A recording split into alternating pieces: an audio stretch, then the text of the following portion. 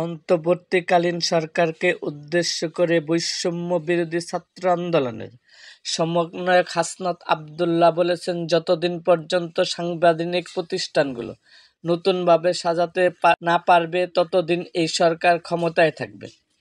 রাষ্ট্রের শিক্ষা, সেবা খাত ও সড়ক জনপদের গুরুত্বপূর্ণ সেবাকে জনমুখী করা যতদিন না পর্যন্ত জনমুখী করতে পারবে ততদিন পর্যন্ত এই সরকারের কাজ করে যেতে হবে। আপনারা যদি ছাত্র জনতার আশা আকাঙ্ক্ষার প্রতিফলন ঘটাতে না পারেন তাহলে পদত্যাগ করেন।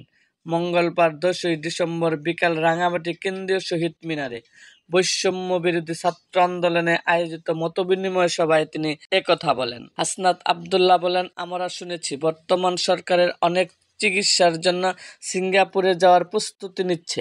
আপনাদের বলে দিতে চাই, সিঙ্গাপুর চিকিৎসা না নিয়ে বাংলাদেশের চিকিৎসা ব্যবস্থা সিঙ্গাপুরের মতো করুন, না হয় এ সরকারের থাকা নৈতিক অধিকার অবস্থা আপনারা হারিয়ে ফেলবেন। তিনি বলেন, আমরা বিশ্বাস করি পুলিশ ছাড়া রাষ্ট্রের শৃঙ্খলা ফেরাতে পুলিশের প্রয়োজন রয়েছে। পুলিশের মধ্যে কেউ কেউ বেনজির হয়েছে, কেউ কেউ ডিবি হারুন হয়েছে। এর দায় সব পুলিশ সদস্যের নয়। আইন শৃঙ্খলা পরিস্থিতি স্বাভাবিক করতে আমরা পুলিশের সহযোগিতা চাই।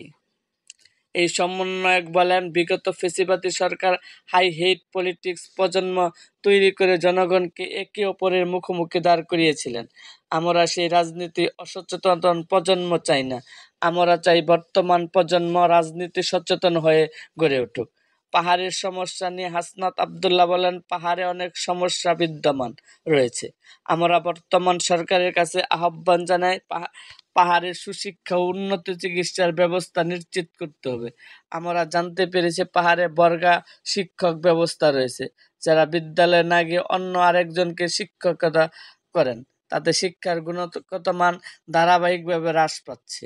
আমরা নিশ্চিত করতে চাই, ঢাকায় বসে একজন শিক্ষার্থী যে ধরনের শিক্ষার সুযোগ পাবে, পাহাড়ের প্রান্তিক একজন শিক্ষার্থী সেই সুযোগ পায়। তিনি বলেন, আমি শুনেছি রাঙ্গামাটি একটি আইসিইউ ব্যবস্থা নেই। আমি স্বাস্থ্য উপদেষ্টা ও ডিজি মহোদয়ের দৃষ্টি আকর্ষণ করছি, যাতে করে শহরের মতো পাহাড়েও এই একই স্বাস্থ্য সেবা নিশ্চিত করা যায়। মতবিনিময় সভায় আরও বক্তব্য রাখেন চট্টগ্রাম বিভাগের সমন্বয়ক খান তালাশ মাহমুদ রাফি।